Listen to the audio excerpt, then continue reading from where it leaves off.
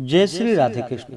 आप सभी का हमारे YouTube चैनल पे बहुत बहुत स्वागत है। आइए जानते हैं वर्ष 2023 देवशयनी एकादशी व्रत के शुभ मुहूर्त के बारे में, पारण समय के बारे में, और फिर सुनेंगे देवशयनी एकादशी व्रत की कथा। आप सभी भक्तों को देवशयनी एकादशी व्रत की ढेर सारी शुभकामनाएं। आप सभी के जीवन में लक्ष्मी नारायण की कृपा से आप सभी को सभी प्रकार के सुख और समृद्धि की प्राप्ति हो। लक्ष्मी नारायण आप सभी के इच्छाओं को पूर्ण करे।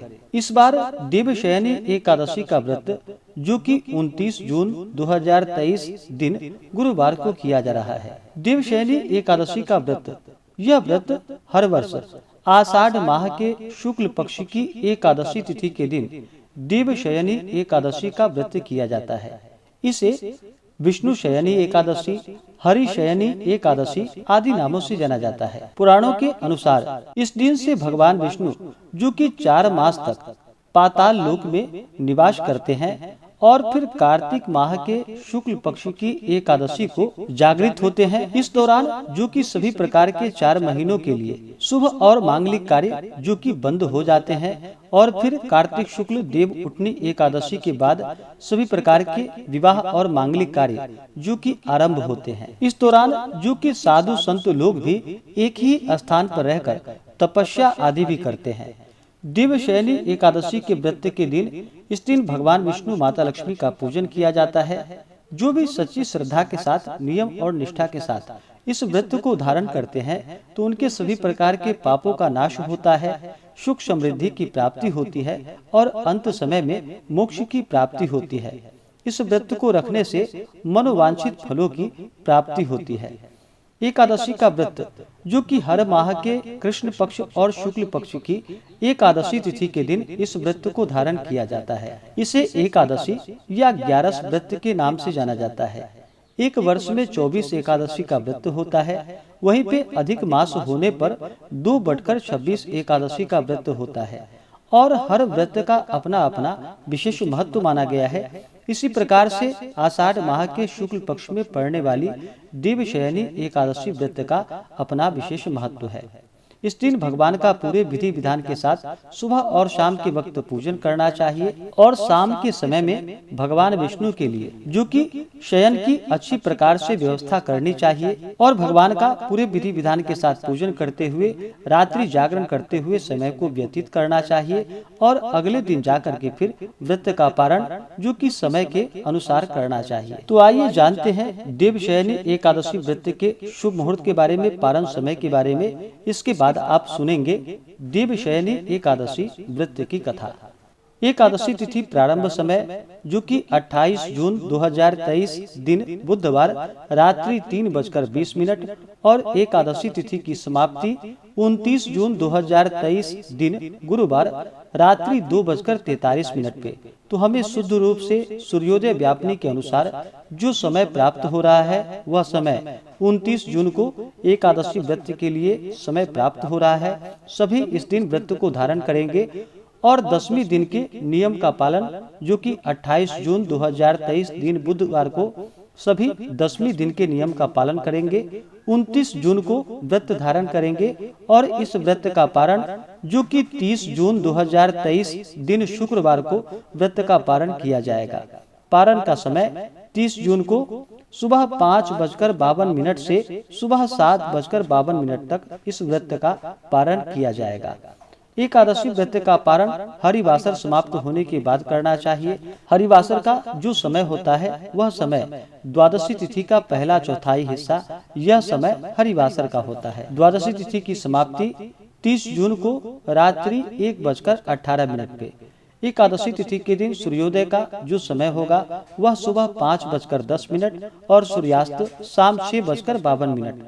राहु काल का जो समय होगा 29 जून को दोपहर 1:44 से दोपहर 3:27 तक और 30 जून को सुबह 10:18 से दोपहर 12:01 तक होगा। अगर आप सब विशेष प्रकार से देवशयनी एकादशी व्रत के संपूर्ण पूजन विधि, महत्व आदि के बारे में जानकारियाँ प्राप्त करना चाहते हो तो उसका वीडियो हमारे चैनल पे अपलोड है, या हमारे वीडियो के एंड स्क्रीन में भी वीडियो का लिंक दिया गया है। आप उसके माध्यम से जानकारियां को प्राप्त कर सकते हैं। तो आइए सुनते हैं देवशयनी एकादशी व्रत की कथा। अगर आपको कथा के लिए ब्राह्मण दक्षिणा, अन्नदान, वस्त्रदान आदि के लिए देना चाहते हो तो आप अपने श्रद्धा और सामर्थ्य के अनुसार हमें डिस्क्रिप्शन में जाकर के वहां से गूगल पे, फोन पे या अकाउंट नंबर के माध्यम से आप अपनी श्रद्धा और सामर्थ्य के अनुसार हमें ब्राह्मण दक्षिणा प्रदान कर सकते हैं। तो आइए सुनते हैं देवशयनी एकादशी व्रत की कथा। तो बोलिए प्रेम से भगवान विष्णु की जय, माता लक्ष्मी की जय, एकादशी माता की जय, सर्वदेवी देवता की जय। देवशयनी एकादशी के पीछे पुराणों में एक कथा प्रचलित है। बहुत समय पहले की बात है। सूर्यवंशी कुल में मानधाता नाम का एक चक्रवर्ती राजा हुआ करता था। वह बहुत ही महान, प्रतापी, उदार तथा प्रजा का ध्यान रखने वाला था। उस राजा का राज्य बहुत ही सुख समृद्धि से परिपूर्ण था। धन धान्य भरपूर मात्रा में था।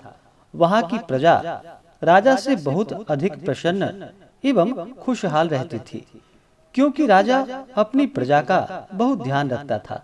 साथ ही वह धर्म के अनुसार सारे नियमों का पालन करने वाला था। एक समय की बात है, राजा के राज्य में बहुत लंबे समय तक वर्षा नहीं हुई, जिसके फलस्वरूप उसके राज्य में अकाल पड़ गया, जिससे कि राजा अत्यंत दुखी हो गया, क्योंकि उसकी प्रजा बहुत दुखी थी। राजा इस संकट से उबरना चाहता था।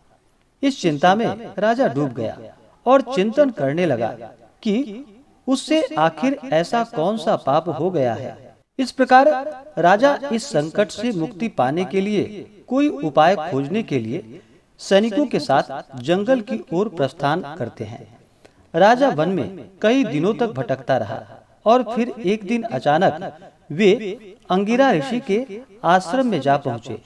उन्हें अत्यंत व्याकुल देखकर अंगिरा ऋषि ने उनसे उनकी व्याकुलता का कारण पूछा। राजा ने ऋषि को अपनी और अपने राज्यवासियों की सभी परेशानियों का विस्तार पूर्वक वर्णन सुनाया। राजा ने ऋषि को बताया कि किस प्रकार उसके खुशहाल राज्य में अचानक अकाल पड़ गया है। राजा ने ऋषि से निवेदन किया कि हे ऋषिवर, हे भगवान, मुझे कोई ऐसा उपाय बतलाइए जिससे कि मेरे राज्य में सुख समृद्धि पुनः लौट आए। ऋषि ने राजा की परेशानी को ध्यान पूर्वक सुना और कहा कि जिस प्रकार हम सब ब्रह्मदेव की उपासना करते हैं, किंतु सतयुग में वेद पढ़ने का तथा तपस्या करने का अधिकार केवल ब्राह्मणों को है, लेकिन आपके राज्य में एक शूद्र तपस्या कर रहा है। आपके राज्य में आज अकाल की दशा उसी के कारण से है। यदि आप अपने राज्य को पूर्ववत खुशहाल देखना चाहते हैं तो उस शूद्र की जीवन लीला समाप्त कर दीजिए। यह सुनकर राजा को बहुत अचंभा हुआ और राजा ने कहा कि हे ऋषिवर, आप यह क्या कह रहे हैं? मैं ऐसे किसी निर्दोष जीव की हत्या नहीं कर सकता। मैं एक निर्दोष की हत्या का पाप अपने सर नहीं ले सकता। हे प्रभु, मैं ऐसा अपराध बिल्कुल भी नहीं कर सकता। ऐसे अपराध बोध के साथ जीवन भर जीवित मैं नहीं रह सकता। आप मुझ पर कृपा करके मेरी समस्याओं के समाधान के लिए कोई अन्य उपाय बतलाइए।